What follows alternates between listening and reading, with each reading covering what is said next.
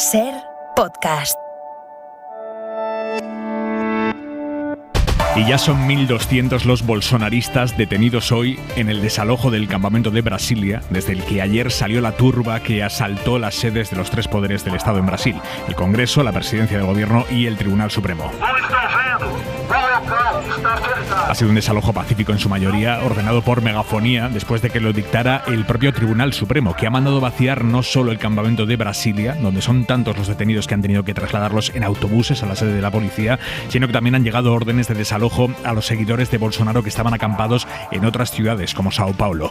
9 días lleva Lula da Silva en el cargo, se ha tenido que enfrentar ya a un asalto a las instituciones democráticas. Es enorme el desafío que tiene por delante Brasil y su presidente. Lo vamos a analizar en el Ágora, que vuelve esta noche a partir de las 10, las 9 en Canarias, aquí en Hora 25.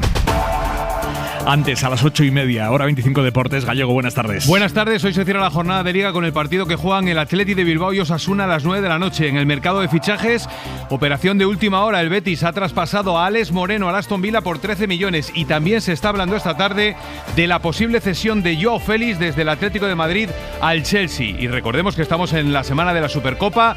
El miércoles y el jueves las semifinales. El miércoles Real Madrid-Valencia y el jueves Betis-Barça. Por lo tanto, a las 8:30 Deportes en Hora 25, a las 9, Hora 25 de los negocios. Esta noche hablamos de vivienda, del sprint inmobiliario que se ha vivido en los últimos meses del año. Y a las 9:30, 8:30 en Canarias, viene Carmen Machi, a Hora 25.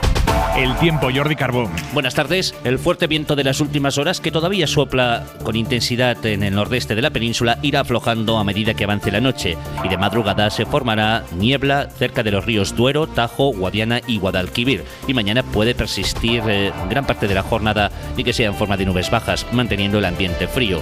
Y en la mayor parte del país, mañana a primeras horas más frío que hoy, heladas en el interior peninsular, durante la tarde donde haga sol ambiente relativamente agradable.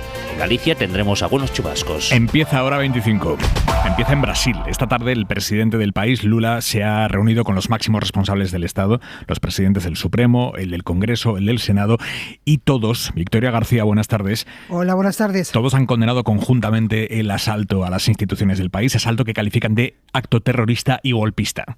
Lula quiere que los culpables de la rebelión rindan cuentas. Gobernadores bolsonaristas como el de Brasilia, al que ya han destituido, o incluso el de Sao Paulo, quien hace unos minutos aún justificaba la presencia de los manifestantes porque dice los de Sao Paulo son pacíficos. Mas, como eu disse, em São Paulo encontra similaridade. Os manifestantes aquí estão tranquilos. Dice que están tranquilos, pero finalmente ha optado por obedecer la orden judicial que prohíbe cualquier tipo de acampada o manifestación ante edificios oficiales. A eso se suma el que un grupo de senadores y congresistas brasileños quiere abrir una investigación oficial sobre el papel y la responsabilidad de Bolsonaro en lo que ha ocurrido allí. Es Renan Calheiro, senador del Partido Socialista de Brasil. Solicitamos al Congreso la investigación formal al expresidente Bolsonaro como investigado y para que responda sobre su responsabilidad, incluso pedir prisión provisional para él. Decía, ante las acusaciones, Bolsonaro se ha desentendido, ha negado cualquier tipo de responsabilidad, mientras que ha sido ingresado en un hospital aquejado de fuertes dolores abdominales en Orlando, Florida, Estados Unidos. Precisamente mañana empieza en Estados Unidos el juicio contra los Proud Boys, que es el grupo ultraderechista acusado de planear el asalto al Capitolio de ese país hace 2 años. En el banquillo se sientan los 5 cabecillas del grupo acusados de delitos de conspiración y sedición, porque en este caso, a diferencia de lo que pasó ayer en Brasil, cuando ellos irrumpieron en el Congreso de Estados Unidos, buscaban interrumpir una sesión en marcha, la que tenía que certificar la victoria de Biden. Corresponsal en Washington, Sara Canals, buenas tardes. ¿Qué tal? Buenas tardes. Sí, la Fiscalía les acusa de intentar evitar el traspaso de poder presidencial y tratará de demostrar que para ello este grupo organizó y proporcionó armas a los simpatizantes de Donald Trump. Se les juzga por conspiración sediciosa, un delito penado con hasta 20 años de cárcel y el mismo además que la justicia atribuyó al líder de los Oath Keepers, el otro grupo involucrado en el asalto y declarado culpable hace aproximadamente un mes. Entre los 5 acusados, como decías, destaca el líder de Proud Boys, Enrique Tarrio, al frente del grupo grupo desde hace años y sospechoso de haber creado una especie de ministerio de autodefensa. Otro de los miembros que mañana se sentará en el banquillo es uno de los que fue visto robando un escudo antidisturbios de la policía para romper una de las ventanas del Capitolio por la que accedieron los demás asaltantes. Ha dicho hoy el presidente del gobierno aquí en España, Pedro Sánchez, que este resurgir de movimientos ultra es ahora mismo la mayor amenaza para la democracia en todo el mundo. Las noticias que nos llegan aún desde Brasil nos recuerdan cuál es la mayor amenaza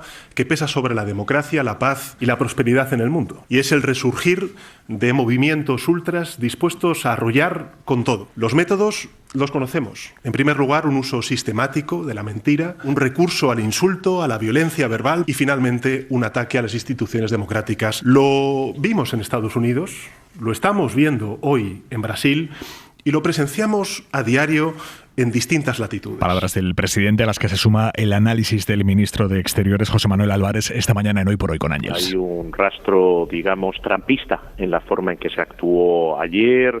Hace presagiar que esos movimientos no van a desaparecer con facilidad y que, desde luego, las fuerzas ultraderechistas que siembran dudas sobre los resultados electorales, pues al final lo que van empujando poco a poco es actuaciones como esa. El gobierno exige al Partido Popular que rectifique a su secretaria general, Cuca Gamarra, que anoche, antes de que el PP condenara explícitamente lo ocurrido, antes usó Cuca Gamarra el asalto al Congreso de Brasil para cargar contra Pedro Sánchez, diciendo que en España ataques como ese serían condenados como una simple desobediencia. Eso es lo que escribió Gamarra. Más lejos han ido en redes sociales las nuevas generaciones del PP de Madrid, que en un tuit han escrito hoy: la democracia también está en peligro en España. Despierta. Ese es el texto de las nuevas generaciones de Madrid. Lo han acompañado de un montaje en el que aparecen Sánchez y a su lado los ultras brasileños que asaltaron el Congreso ayer. Este mediodía han publicado el tuit y ahora mismo sigue ahí. David Junquera, buenas tardes. Buenas tardes, ahí sigue, como el tuit de Cuca Gamarra, en el que, sin condenar lo ocurrido en Brasil, criticaba a Sánchez por rebajar el delito de sedición, un tuit que ha servido de pólvora para las comparecencias del gobierno este lunes. Me resulta muy inquietante que lo primero que tenga que decir el Partido Popular sea criticar a Pedro Sánchez. O rectifica, o lo que está haciendo es indicar que le gustaría que lo que hemos visto ayer en Brasil pase en nuestro país. Lejos de rectificar, a la publicación en redes sociales de Gamarra le ha puesto voz esta mañana el alcalde de Madrid. Si lo que hubiera sucedido en Brasil hubiera sucedido en España, gracias a Pedro Sánchez, el reproche penal sería infinitamente menor. El gobierno lamenta que Feijóo haya sido incapaz de mostrar su apoyo al ejecutivo de Lula da Silva. Vox, por su parte, condena con peros y se pone del lado de Bolsonaro. La situación, condenamos la violencia, pero toda la violencia. Podemos no ve diferencia entre esa violencia de Brasil y lo que ocurre aquí. Lo que está haciendo Bolsonaro en Brasil con una turba de fanáticos lo está haciendo en España el señor Feijóo con togados. Y desde el PP también buscan semejanzas, en este caso con Cataluña. Le hablo del clima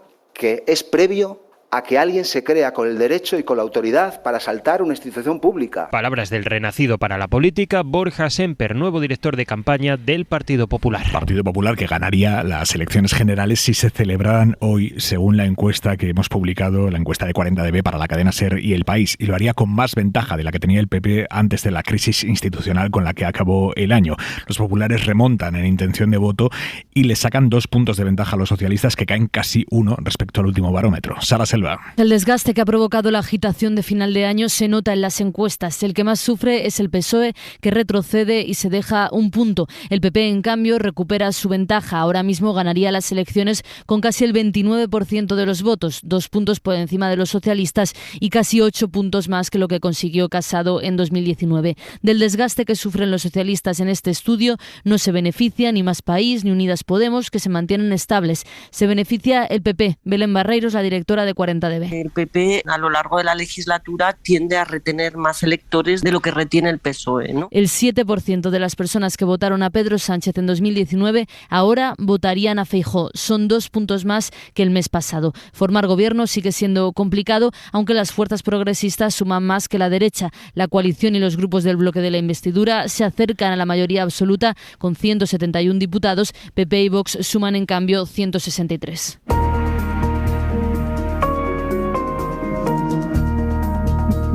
Portavoces.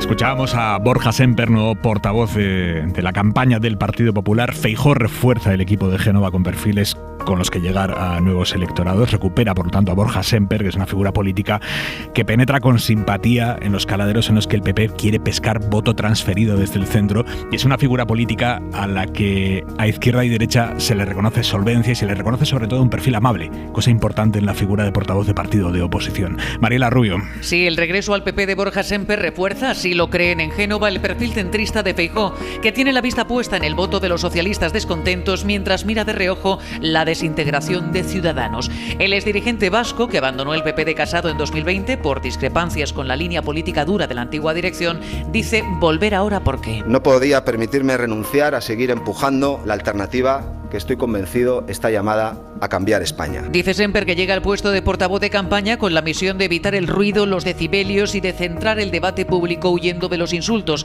Y aunque los nervios del primer día en su puesto le jugaban una mala pasada. El presidente nacional del Partido Popular ayer, Alberto Núñez Feijóo. Sémper asegura que ha vuelto para quedarse todo el tiempo que Feijóo le requiera. Hipercrítico siempre con Vox, a Sémper le preguntaban por posibles pactos postelectorales con los de Abascal. Y yo tengo una relación personal con Santi Abascal a prueba de bombas. Ahora bien, lo que representa pues no es lo que yo aspiro para mi país, pero también le voy a decir una cosa, nosotros hemos venido no para hacer oposición a la oposición. Al retorno político del que fuera portavoz del PP vasco, Génova suma también el regreso de otro exponente sorayista que abandonó el PP de Casado, otra cara del sector moderado, el exministro Íñigo de la Serna, que coordinará el programa electoral. Hora 25. Aimar Bretos.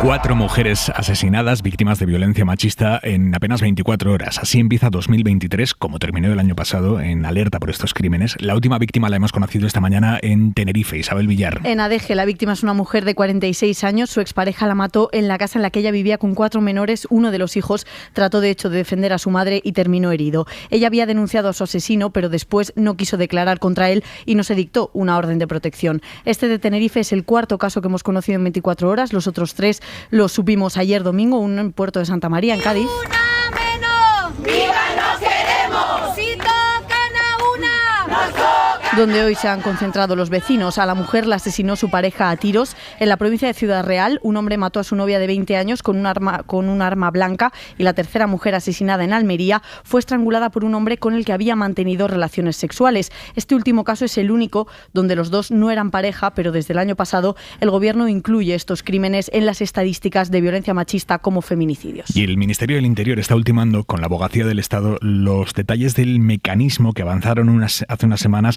para avisar a las mujeres en caso de que sus parejas tengan antecedentes por malos tratos. Es un asunto delicadísimo, por lo que implica de hacer públicos datos personales de una persona sin su consentimiento, y por eso reconocen en Interior que en ningún caso ese procedimiento será automático. De hecho, están cerrando con la Abogacía del Estado una serie de criterios de actuación para que la policía valore cómo de alto es el riesgo que sufre una mujer y si procede a avisarle de que su actual pareja tiene antecedentes por malos tratos. Mariela Lourido, buenas tardes. Buenas tardes, Aimar. Interior espera tener listo en las próximas semanas ese protocolo que va a establecer pautas de actuación para los policías ante los agresores reincidentes. Según puede avanzar la cadena SER, no se va a informar, como dices, en todos los casos a la víctima de los antecedentes de su pareja.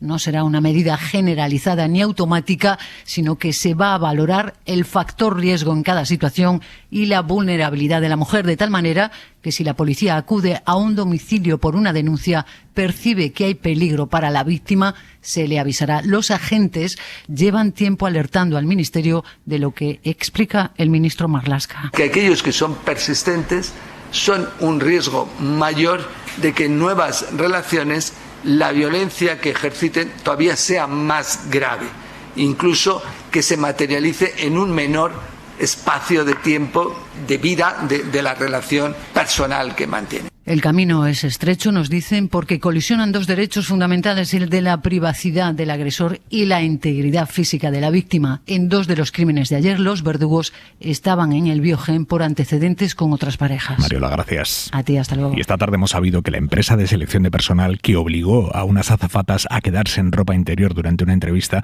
esa empresa ha cancelado todos sus procesos de selección en España. De hecho, han eliminado la convocatoria en Madrid para buscar nuevas azafatas que tenían para este mes.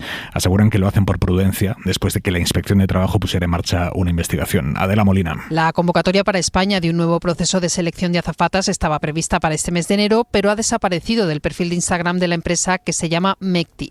Sí se mantiene para otros países como India, Serbia o Indonesia.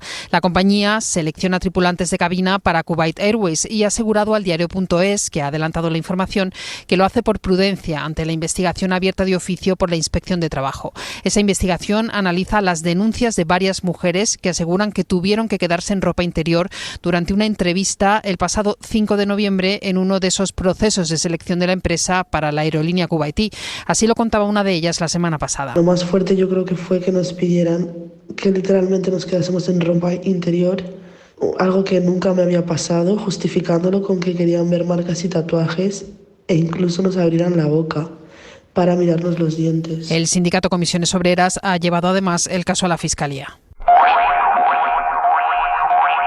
Atención primaria, la más necesaria. Así nos premia después de una pandemia. La sanidad pública ha sido la protagonista de muchísimas movilizaciones sociales en todo el país en los últimos meses y todo apunta a que la gestión de la sanidad va a formar parte de la próxima campaña electoral, de las próximas campañas electorales que tenemos por delante en este 2023. Por eso, la encuesta de 40DB que mencionábamos antes, que publicamos hoy en la serie en El País, pregunta también cómo de satisfechos estamos los españoles con nuestro sistema sanitario, y solo 1 de cada 3 consultados dice que está satisfecho.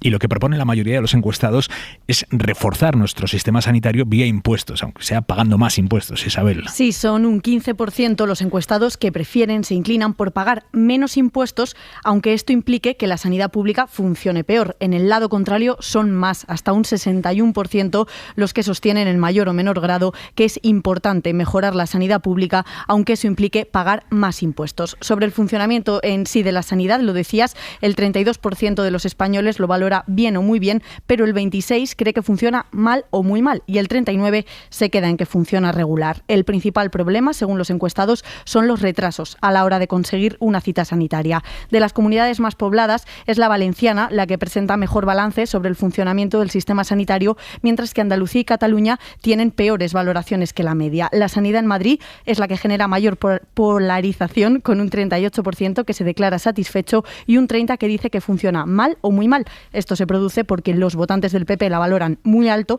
y los de PSOE y Unidas Podemos son muy críticos. Tienen el detalle completo de esta encuesta en cadenaser.com.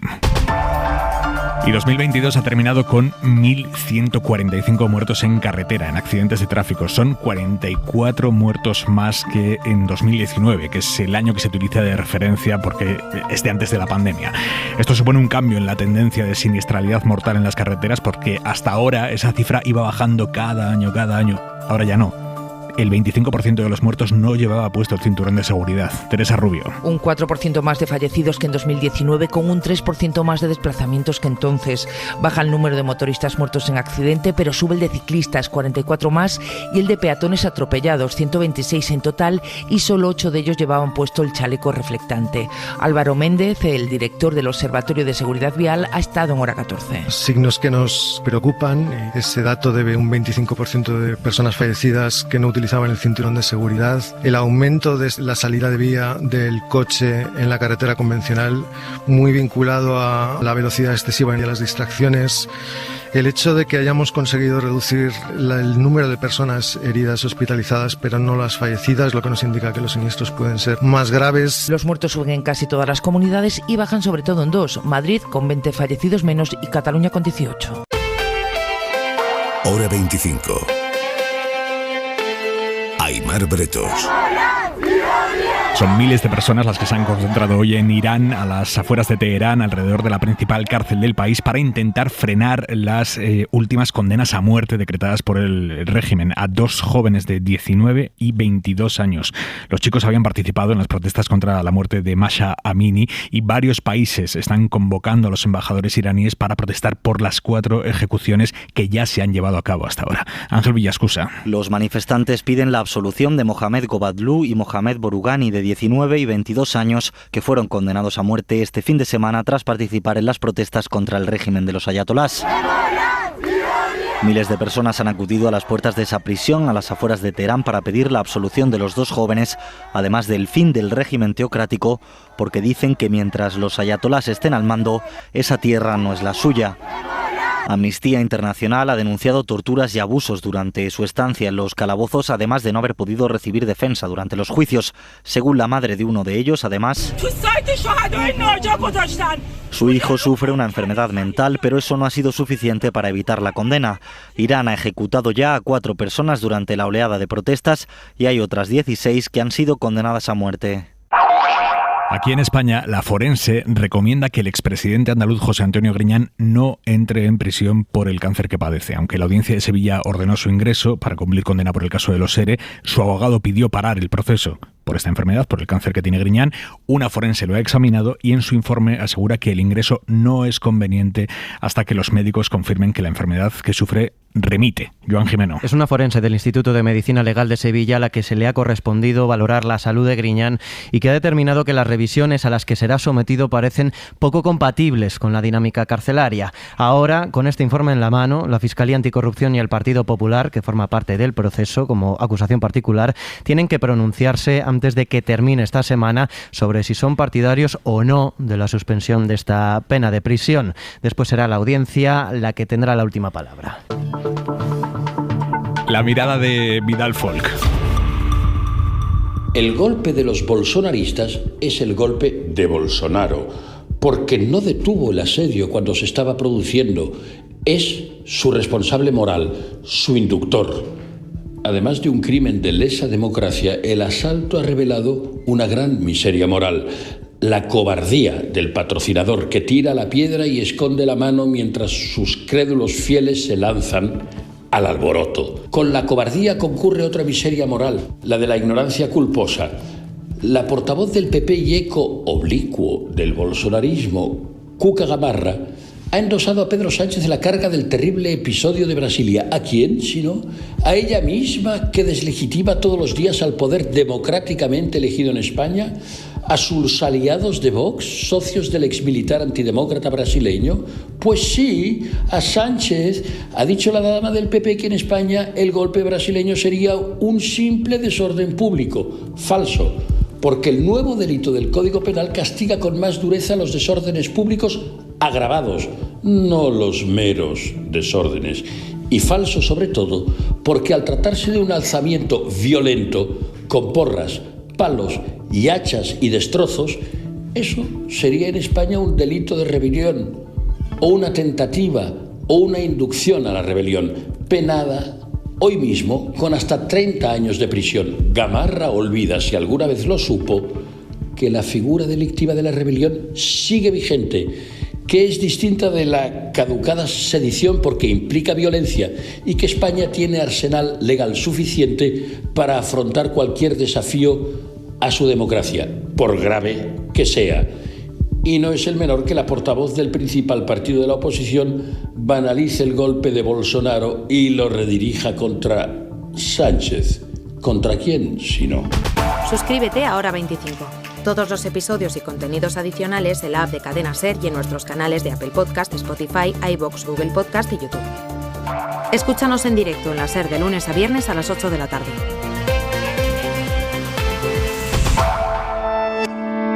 Cadena SER. La radio.